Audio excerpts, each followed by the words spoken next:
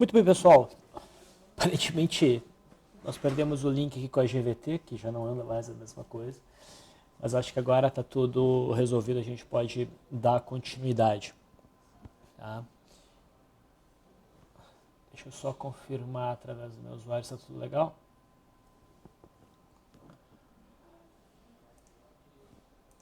Acredito que sim, tudo certo. Então, eu até me perdi agora. A gente estava falando sobre o mini índice, tá? Que até o momento não gerou encerramento dentro dos dois principais modelos que a gente usa para ir carregando posição. Tá? E o fechamento hoje se encaminha para romper todas as resistências que a gente tinha, que na verdade eram intermediárias, até essa resistência que no contrato Z15 é a principal, que foi formada lá no dia 23 de outubro, por volta dos 49.500 pontos. Esse deve ser o alvo. Então, a expectativa é de manutenção do movimento de alta. Só que o mercado fica devendo aqui um suporte de curto prazo. Existiria suporte, que é a resistência 48.500, que foi rompida, mas ela é um suporte fraco. O suporte mais forte estaria aqui embaixo no rompimento, vai ficar bem distante do preço atual. Né?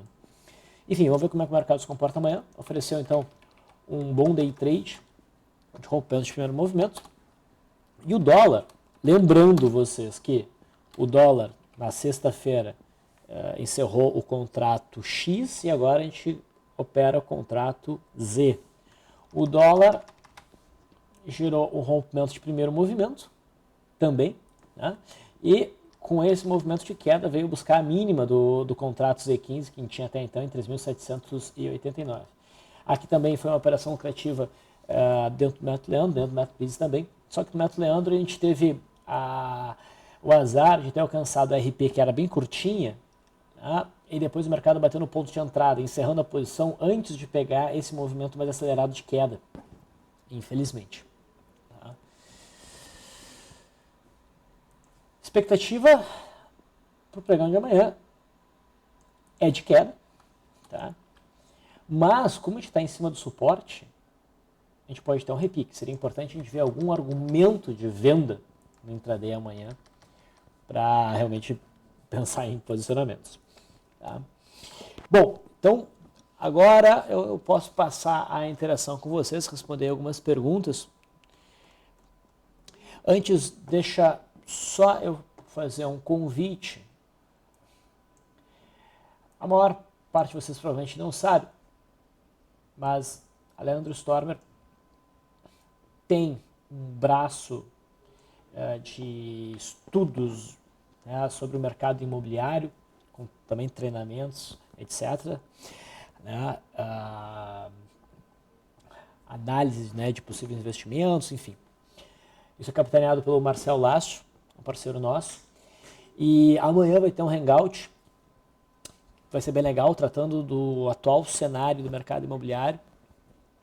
Esse hangout vai ser capitaneado pelo Marcel Lácio, vai estar presente também o Leandro. A gente enviou um e-mail hoje dando maiores detalhes, tá? E vai ser amanhã às 19h30. Então, se tiverem interesse sobre esse tipo de mercado, entrem aqui no site lsm.emb.br e se cadastrem para o hangout que vai ocorrer amanhã. Ok? Legal. Então vamos lá. Vamos falar sobre o mercado.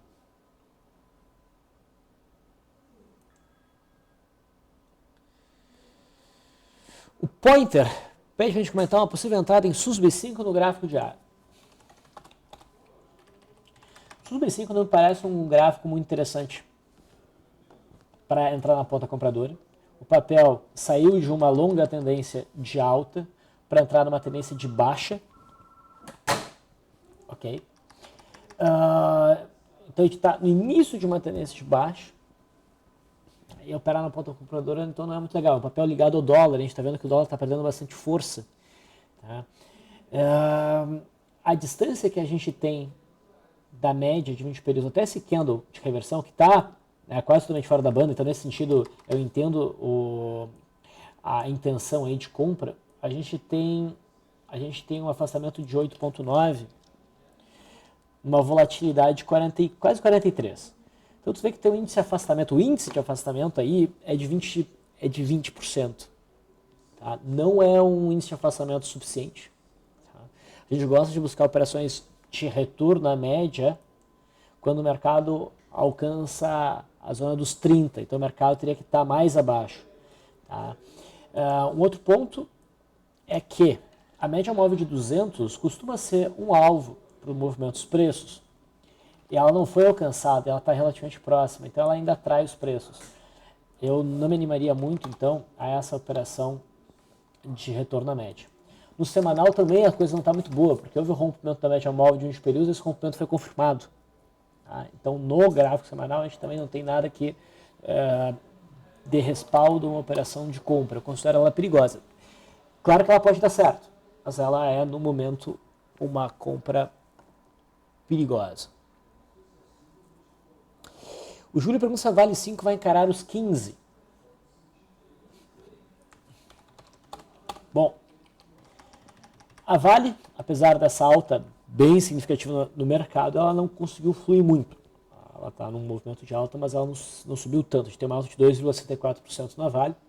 E o cenário dela não muda. A gente segue com o mercado indefinido, né, operando principalmente acima dos 13, né, tendo um suporte aqui próximo dos 13 e uma resistência por volta dos 16,30. Tá? Os R$15 em si não é nenhum número muito importante no gráfico da Vale 5. Tá? Eu não vejo nada ser feito na Vale, do ponto de vista de gráfico diário. A Vale fica interessante, tá, somente a partir do rompimento dessa zona dos 16,30, 16,40. Então a gente está distante disso. Aqui tem uma zona de resistência bem importante, inclusive, né, com a média móvel de 200, inclinada para baixo. Tá? Agora, no gráfico intradiário, a Vale pode dar boas operações de day trade. Repara que a gente tinha um obstáculo no fundo aqui do dia 20, e esse obstáculo, junto com a média móvel de 200 também no intraday, ó, segurou a Vale ao longo de todo o pregão. Tá? Mais pro finalzinho, a Vale conseguiu ir para cima dessa faixa de resistência e fechou acima dessa zona de resistência, sentindo essa zona como um suporte, aqui nos 14,30. Então, se surgir a oportunidade de day trade no pregão de amanhã, talvez uma abertura em gapzinho de baixo, seguido pelo rompimento da linha d'água, ou uma abertura em gap, consolidação, formando o primeiro movimento rompendo para cima, tendo bom volume, dá para operar a Vale com certeza. Mas mais do ponto de vista intradiário, no gráfico diário, o papel não está muito interessante.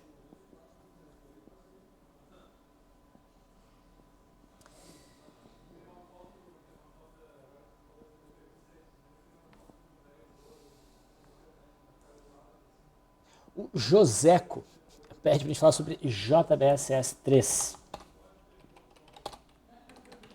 JBS também entrou numa tendência de baixa. Era um papel que estava bem forte, na verdade. E quando, aqui no finalzinho de setembro, a cara da JBS por um prazo maior estava bem interessante, tá? Porque a gente vinha numa longa tendência de alta, a gente teve uma correção que durou aí 3 meses, o papel se recuperou rapidamente, bateu na resistência e estava andando de lado. Se houvesse um rompimento dessa faixa, até os 17,60, seria uma belíssima compra. Só que o papel acabou rompendo para baixo, fez um pivô de baixo, segue no zigue-zague descendente, tendo como alvo o suporte que foi feito no fundo de agosto, né, que foi desenhado no fundo de agosto, em 13,60. Tá? E nesse movimento de queda a gente está vendo o volume. Então o papel, o qual a gente esperaria ainda um pouco mais de queda, se bater nesse suporte, oferecer aqui algum sinal de reversão, é possível. O sujeito até pensar numa operação na ponta compradora, considerando que a tendência mais longa ainda seria de alta, o viés é altista, e aqui o papel teria mais facilidade de desenhar um retângulo com suporte nos 13,50 e resistência nos 17,20 do que romper esse suporte aqui. Mas teria que ser um sinal forte, tá? E não seria o cenário ideal porque a média não vai estar tão distante dos preços. Tá? Mas no momento a expectativa é de queda, assim como em Brasil Foods. JBS e Brasil Foods são concorrentes, tá, aguerridos aí, de setor. Tá? E a gente sabe que Brasil Foods, sexta-feira, caiu pra caramba. Ela também já tinha começado a inverter a tendência, mas ainda dentro de um cenário mais de congestão. Com sexta-feira, ela aumentou essa congestão, a gente poderia ter um suporte no 59,50. Tá? Para isso, seria importante que o papel hoje reagisse de forma altista, não foi o que nós tivemos, o papel seguiu caindo e agora rompe esse suporte por volta dos 59,50. Então isso sugere continuidade do movimento de queda em busca do próximo suporte em 55,50. Bom, aqui sim a gente teria um ponto muito forte com a operação de retorno à média. Mas JBS sinaliza continuidade do movimento de queda e Brasil Foods também.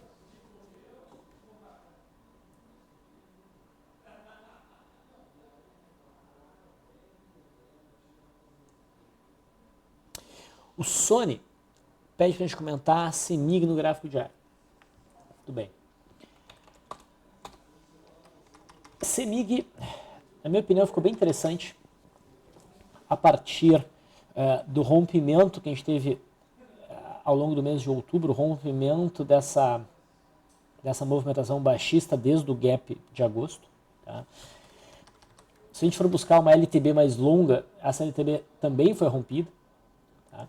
A gente teve uma boa operação curta, mas boa, operação de compra de rompimento aqui no dia 20, o papel alcançou o alvo e rapidamente estopou. Tá? A gente estava buscando um processo de pullback, um sinal de retorno, um sinal de retomada da alta, né, em cima dessa linha vermelha. Só que o CEMIG pesou mais do que seria o ideal, bem mais. Tá? Veio inclusive abaixo da média móvel de 21 períodos e gerou a possibilidade, inclusive, disso aqui ser considerado pelo mercado um rompimento falso e com isso cair até o fundo aqui em 6,67. O ponto, a única coisa positiva nesse movimento de queda, tá, foi o fato de ter tido baixo volume. Mas até sexta-feira o gráfico da CEMIG estava desinteressante. Mas agora o que a CEMIG faz? Ela abre um gap de alta que traz os preços acima da média móvel de 20 períodos, traz o preço acima dessa resistência, que é um pivô de alta. Tá? Tem um volume, poderia ser melhor, mas é um volume que não é de se desprezar. Enfim, o papel está mostrando força. Eu vejo isso como um cenário para gap de fuga. A superação da máxima aqui de CEMIG provavelmente detona um movimento que vem a testar daí a resistência principal, que é esse gap aqui. Tá? A resistência que vem do gap entre 8,24 e 8,30 e pouquinhos aqui. Vamos arredondar para 8,40. Tá? Então, inicialmente o papel não estava interessante, mas o candle de hoje muda o cenário. Tá? Então, no farol de hoje, CEMIG vai constar com uma oportunidade de compra se a máxima de hoje for superada no pregão de amanhã, quarta-feira. Tá? Mas essa mudança brusca de cenário não é exclusividade da CEMIG. Tá? A gente vê uma mudança brusca de cenário no próprio índice Bovespa.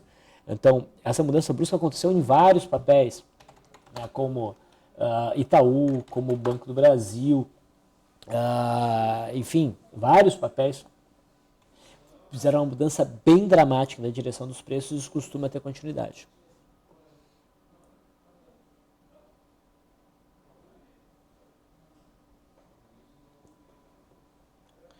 O Antônio diz, o ZIN5 não quis cair mais, poderia opinar? O ZIN5 ficou com um gráfico um pouco esquisito, tá? A Uzi Minas gerou, inequivocamente, uma venda no candle do dia 28. Estava dentro de um zigue-zague descendente, o ponto crítico de suporte principal era o fundo de agosto, né, e continua sendo lá em 2,68. Houve o rompimento, não estando distante da média móvel de 20 períodos, o volume foi razoável, então a expectativa era do movimento de queda em busca de suporte. O movimento de queda veio acontecendo, a gente teve 2 pregões em queda, só que hoje o papel deu uma puxada para cima, como também deu uma puxada para cima a CSNA e como deu uma puxada para cima a Gerdau. Tá? Desses papéis, a Gerdau é que está melhor posicionada. Os em Minas ainda é o papel que demonstra maior fraqueza. Tá? Com toda essa alta, o papel se aproxima só do fundo perdido, toca na média móvel de 20 períodos, deixa uma sombrinha superior e o volume não foi significativo. Então, eu não apostaria em Uzi Minas para compra, com toda certeza, por essa movimentação que ela está fazendo, não é ponto para compra. É bem possível ainda, inclusive, apesar dessa mudança de cenário do mercado como um todo, do papel voltar a cair para bater no suporte, porque o suporte ainda não foi alcançado. Tá? Mas é claro que complicou uma operação na ponta vendedora. Quem operou aqui, né, e tem como alvo 10% da média da volatilidade, que é o que eu uso no meu modelo, por exemplo, a gente tinha um alvo de 9,33% a partir desse fechamento. E o papel caiu até 5,34. Então ficou devendo um alvo, ficou devendo um movimento que seria exatamente o fundo de agosto. Tá? Então se complicou o trade aí. Talvez sair no 0 a 0 não seja uma má ideia.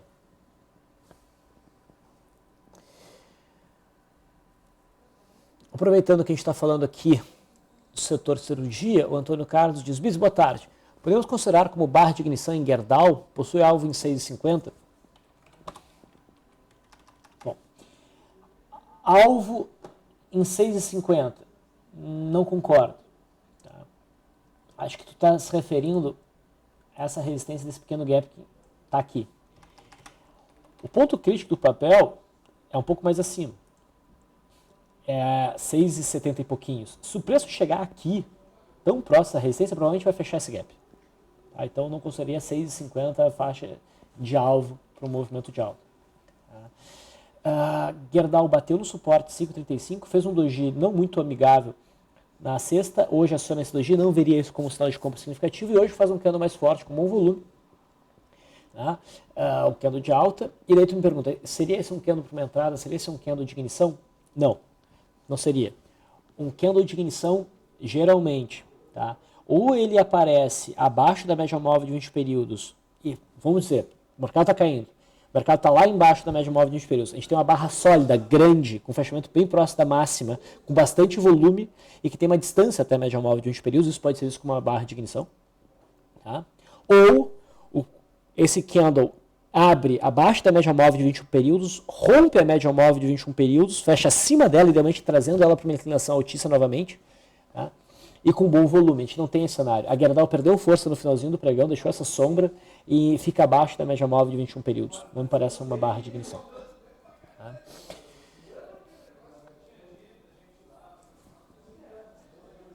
Legal. Temos aí perguntas diversas sobre Petrobras. Vamos dar uma olhadinha em Petrobras. Aí daí a gente encerra o comentário de fechamento para hoje, tá? Eu vinha mencionando no Farol, tá, que o movimento da Petrobras estava um pouco esquisito, tá, e que me parecia uma cunha no final das contas. Tá? Então, é o movimento contido por essas duas linhas. Tá? Para baixo não teria o que fazer. Se o papel continuasse indo para baixo, não tinha uma venda lá tão clara e o suporte seria os R$7. Tá? Para um cenário de compra, a gente teria que ter o rompimento dessa LTB, o fechamento acima da média móvel de 21 períodos, que se mantém ascendente, que se manteria ascendente, idealmente rompendo esse topo. A gente tem isso, tá, no gráfico da Petrobras. Isso aqui está melhor enquadrado num cenário de barra de ignição. Está melhor enquadrado. Mas ainda não me parece uma barra de ignição muito... Não me chama tanta atenção. Mas aqui a expectativa seria por retomar o movimento de alta, em busca da resistência aqui por volta dos R$9. Com toda certeza, se o sujeito estava vendido em Petrobras, talvez por essa tentativa de rompimento de suporte aqui, o sujeito tem que estopar por conta dessa barra. Dentro da nossa visão de swing trade, de análise gráfica, não teria justificativa para ficar vendido aí. Tá? PTR3 está mais forte, fez uma movimentação mais intensa, 12,58% de alta, mas apesar dela estar mais forte, eu acho que o trade mais interessante, se fosse ser feito, ainda seria na Petrobras, porque aqui a gente tem pouca distância até a média móvel de 200 e é o topo anterior. Tá? E o stop é mais caro. Na Petrobras o stop vai ser a PTR4, a distância não é tão diferente, mas a gente não tem a média móvel de 200 como obstáculo e o stop é mais barato. Então a PTR4 me parece um trade um pouquinho melhor nesse sentido. Legal, pessoal. Eu vou finalizando por aqui o comentário de fechamento. Apesar de a gente ter tido a interrupção da queda do sinal, a gente se alongou mais do que o usual. Agradeço a participação de vocês. Mais comentários sobre a situação do mercado e até de forma mais abrangente no Farol LS, que provavelmente vai estar publicado a partir das 8 horas da noite. Fico por aqui, um grande abraço, até amanhã.